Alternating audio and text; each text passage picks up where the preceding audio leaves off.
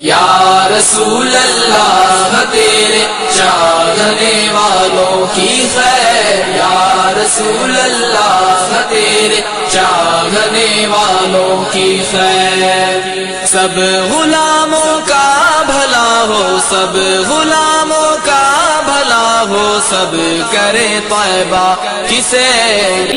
تب بھی حرام، یزید کی بیعت اب بھی حرام ہے، لیکن اگر تم نے میری شہادت پر تم نے کوئی خلاف شرع کام کیا تو میری قربانی کا مقصد ختم ہو جائے گا اور یزیدیوں کو کہنے کا موقع مل جائے گا کہ ہم نے اگر ناجائز کیا تو ان کے اپنے گھر والے بھی تو ان کی شہادت پر ناجائز کام کرتے رہے۔ فرمایا میں تمہیں اپنے نانا جان کی ایک حدیث سناتا ہوں۔ امام علی مقام خطبہ دے رہے ہیں خیمے والوں کو۔ فرمایا میرے خیمے والوں بیویوں، میں تمہیں خطبہ سناتا ہوں نانا جان کا، نانا جان کی حدیث پاک کو سنو کہ حدیث پاک کا مفہوم ہے کہ جو گرے پاؤں پھاڑے، ماتم کرے، بین کرے، اس کا مجھ سے کوئی تعلق نہیں۔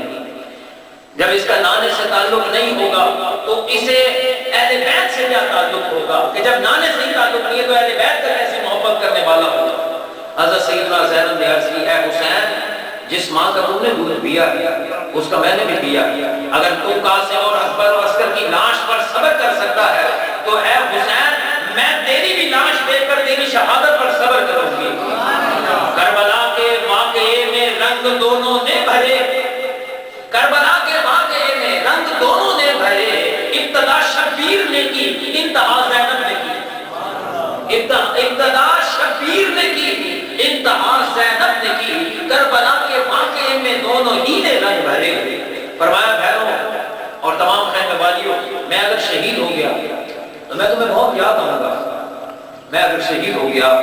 تو تمہیں بہت یاد آؤں گا، قدم قدم پہ یاد آؤں گا، مگر اس آیت کا ذکر اور کثرت کے ساتھ ورد کرتے رہنا۔ وہ آیت کیا ہے؟ وَبَشِّرِ الصَّابِرِينَ، وَبَشِّرِ الصَّابِرِينَ، کہ صبر کرنے والوں کے لیے اللہ کی بارگاہ میں بہت بڑا اجر، بہت بڑا اجر۔ اے زینب، اگر تو بال کھول کر مردوں کے سامنے آئے گی تو میری روح تڑپ جائے گی۔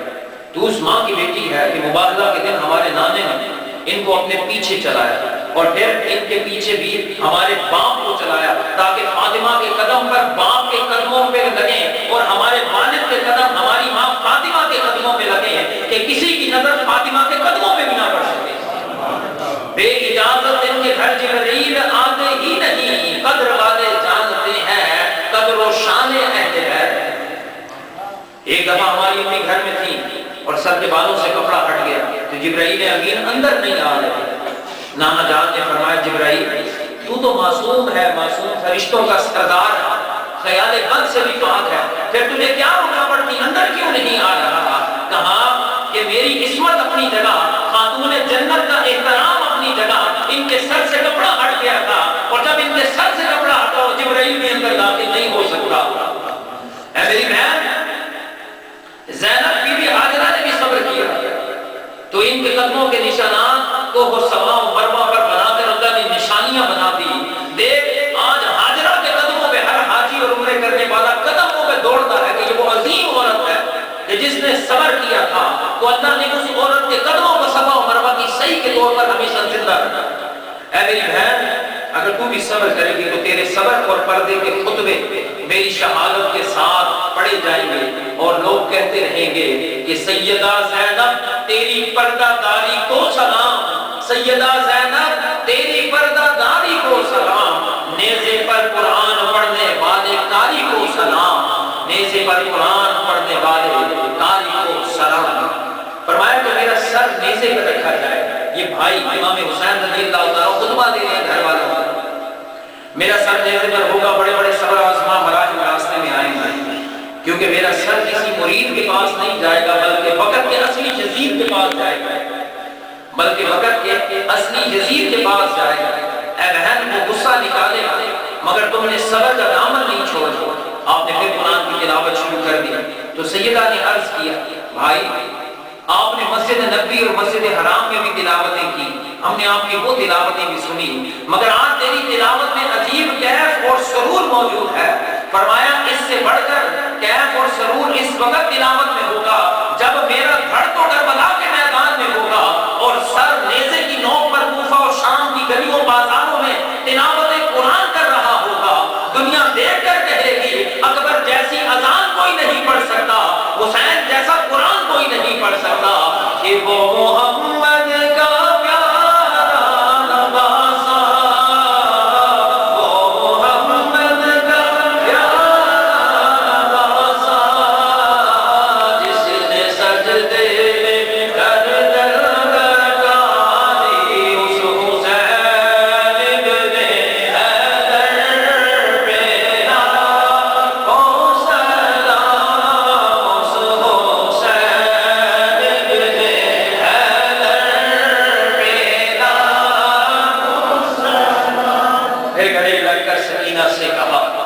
امام نے گلے لگ کر سکینہ سے کہا کہ بچی اے میری مظلوم بیٹی الوداع، فرمایا اے سکینہ ایک بار پھر میرے گلے سے لگ، یہ میری بچھڑی ہوئی بیٹی جو مدینہ میں اپنے باپ کا انتظار کر رہی ہے، اپنے بھائی علی اکبر و اصغر کا انتظار کر رہی ہے، جو بیماری کی وجہ سے آ نہیں سکی۔ بیٹا یہ گلے اس بچھڑی ہوئی سغرا کا حصہ ہے جو آج تک اکبر کا راستہ دیکھ رہی ہے۔ پھر گلے چمٹا کے عابد سے کہا اے میرے بیمار بیٹے الوداع، الوداع اولاد مستر، الوداع، الوداع اے جان حیدر، الوداع۔ امام زین العابدین رضی اللہ تعالیٰ عنہ اس دن آپ سب قسم کے بیمار تھے اور آپ کی بیماری اس قدر شدت کی حالت میں تھی کہ آپ بالکل جو ہے اٹھ تک نہیں سکتے تھے، کسی صورت کے اندر آپ جو ہے وہ نہیں اٹھ سکتے تھے۔ آپ کے بارے میں تمام کے تمام علماء کرام نے لکھا کہ اللہ کے چاہنے والوں میں جو شخصیات بہت زیادہ رونے والی ہیں ان میں سے ایک حضرت امام زین العابدین کی ذات گرامی بھی کہ واقعہ کربلا کے بعد 40 سال تک آپ زندہ رہے۔ 40 سال کے دوران کسی نے امام زین العابدین کو کبھی زندگی میں ہنستے ہوئے نہیں دیکھا، کبھی بھی آپ کو ہنستے ہوئے نہیں دیکھا۔ اللہ اکبر۔ اس لیے کہ امام زین العابدین کو جب کربلا کے مناظر یاد آتے آپ کی طبیعت خراب ہو جاتی ہے، غشی کے دورے پڑنے لگتے، امام بے ہوش ہو جاتے۔ امام زین العابدین کے آنسوؤں سے کبھی کوزے بھرے جاتے، بلکہ روایت میں آتا ہے جس بالا خانے یعنی دوسری منزل پر آپ رہتے تھے کبھی کبھی آپ کے آنسوؤں کا پانی پرنالے سے نیچے گلی میں گرنے لگتا، زمین روزانہ تر ہو جاتی حتیٰ کہ وہاں سے گھاس اگ آتی تھی۔ ایک مرتبہ ایک بندے کے کپڑوں پر قطرے گرے تو اس نے کہا یہ کون ہے، یہ کن کا گھر ہے اوپر یار، یہ ویسے ہی دیکھو نا پانی میں سے پرنالے میں سے آتا رہتا ہے، آسمان پر بادل کے ٹکڑے بھی کوئی نہیں ہے، یہ بارش ہو رہی ہو، یہ یقیناً ایسا کوئی نہ کوئی ایسا ناپاک قطرے نہ ہو، گلی میں کوئی بندہ گزر رہا ہے، پرنالے میں سے آپ رو رہے ہیں، روتے روتے آپ کے قطرے مبارک گرو اور پرنالے میں سے دوسری منزل سے بیٹھ کر باہر گلی میں گرنے لگے۔ تو اس نے پتا کیا کہ بھائی یہ پاک ہے یا ناپاک ہے، یہ آنسو جو گر رہے ہیں یہ کیسا پانی ہے بتاؤ تو صحیح۔ تو اس نے پتا کیا تو پتا چلا یہ بیمار کربلا امام زین العابدین کے آنسو تھے۔ کسی نے اس کو مشورہ دیا کہ نادان ان آنسوؤں کو کپڑوں سے نہ دھونا، ان آنسوؤں کو، امام کے آنسوؤں کو کپڑوں سے نہ دھونا، ان میں کربلا کے درد و غم کی بو ہے جو تیری نجات کے لیے کافی ہوگی، جو تیری نجات کے لیے کافی ہوگی۔ اللہ اکبر۔ امام علی مقام علیہ السلام اپنے بچوں، اپنے گھر والوں سے ملنے کے بعد، بہنوں سے ملنے کے بعد، بیویوں سے ملنے کے بعد اب جاتے رہتے ہیں، تیاری کر رہے ہیں یزیدی لشکر کے سامنے جانے کی۔ امام علی مقام میدان میں جانے لگے تو خیموں میں ایک قیامت سی برپا ہو جاتی، دلوں پر بجلیاں تڑپ گئی، جان لبوں پر آ گئی، گلے پہ تہ گئے، خون خوار چلنے لگی۔ آپ رضی اللہ تعالیٰ عنہ پھر سب کو تسلی دی، خبردار حسین زندہ ہے، میں نے بھی کیا کہا ہے کہ گھروں میں صبر ہونا چاہیے، خیموں میں صبر کرنا چاہیے، خبردار ان قیامتوں کو سینوں میں ہی اتارنا۔ یہاں پر فرمایا کہ دلوں پر پتھر دھر لو، بے کسوں کا وکیل اور کارساز اللہ ہے، میں تمہیں اللہ کے حوالے کرنے جا رہا ہوں۔ نعم المولا و نعم النصیر، تو جو سب سے بہترین مددگار، جو سب سے بہترین مدد کرنے والا ہے۔ اسی لیے علماء کرام نے لکھا کہ عاشورہ کے دن 40 مرتبہ جو بندہ یہ پڑھے گا کہ نعم المولا و نعم النصیر، تو آنے والے پورے سال میں اس بندے پر کوئی آفت نہیں آتی کہ اس نے اپنے آپ کو گویا اللہ کے حوالے کر دیا ہوتا ہے۔ یہ سب سے بڑا میرا مددگار وہ اللہ کی ذات ہے، سب سے بڑا میرا مدد کرنے والا اور میرا وکیل وہ اللہ کی ذات ہے۔ عشرے کی سحر حضرت کے لیے پیغام شہادت لاتی ہے، جتنے تھے ستارے ڈوب گئے اب چاند کی باری آتی ہے۔ امام حسین رضی اللہ تعالیٰ میدان کربلا میں تشریف لے گئے، یزیدی لشکر کی تعداد 22,000 سے لے کر 40,000 تک بتائی جاتی ہے۔ آپ رضی اللہ تعالیٰ نے پورے لشکر کا بغور جائزہ لینے کے لیے ان کی طرف دیکھا تو سمجھ گئے کہ ان نام نہاد مسلمانوں کے دلوں میں ایمان اور اسلام میں نام کی کوئی شے موجود نہیں۔ فلک نے ان یزیدیوں پر تجسس کی نظر ڈالی، فلک نے ان یزیدیوں پر تجسس کی نظر ڈالی تو دیکھا سب کے سینے ہو گئے ایمان سے خالی، تو دیکھا سب کے سینے ہو گئے ایمان سے خالی، سامنے سب کے سب یزیدی ایمان سے خالی کھڑے ہیں۔ زمین و آسمان تھرتھرا رہے ہیں، حوروں کے دل ڈول رہے ہیں، قدسیان فلک پر لرزہ طاری ہے کہ جوانان جنت کا سردار کا حوصلہ بھی اس عظمت و شان کے مطابق ہے۔ عمر بن سعد جو پہلے امید لگائے بیٹھا تھا کہ پانی بند کرنے سے ہمارا مسئلہ حل ہو جائے گا، پھر اگلا قدم اٹھایا تو خیال تھا کہ ایک دو شہادتیں ہوں گی، حسین ڈر جائیں گے، ڈر کر حسین یزید کی بیعت پر تیار ہو جائیں گے، مگر اب اس کا تو پیٹ خوف کے سے دیکھ کی طرح کھولنے لگ گیا اور گھبراہٹ طاری ہو گئی، پورے لشکر کے ہاتھ پاؤں پھولنے لگے، منہ پر ہوائیاں اڑنے لگیں، ابن سعد اور اس کے یزیدیوں کے چہروں کے رنگ زرد ہو گئے۔ ہمیں تو نہیں لگتا تھا کہ حسین یہاں تک آ سکتا ہے،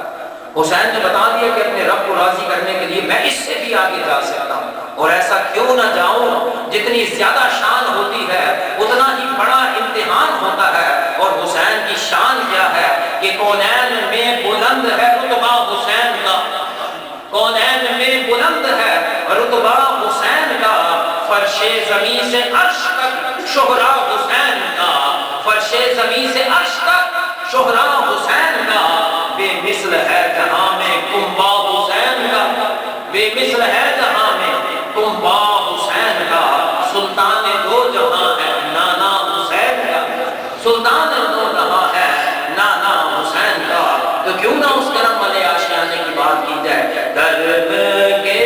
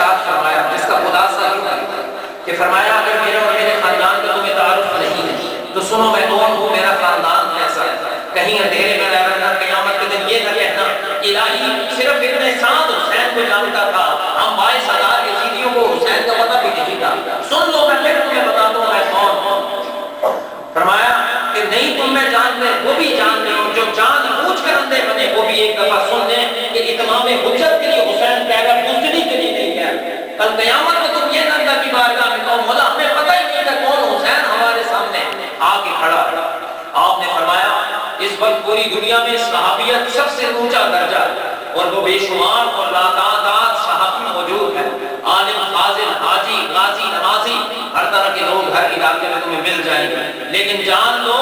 کہ محمد مصطفیٰ صلی اللہ علیہ وسلم کا روئے زمین پر نواسا میں ہی صرف ہوں، میں حسین ہی صرف اس وقت روئے زمین پر محمد کا نواسا ہوں، میرے علاوہ دنیا میں کوئی اور حسین نہیں، اگر تم نے مجھے شہید کر دیا تو باقی سارے ہوں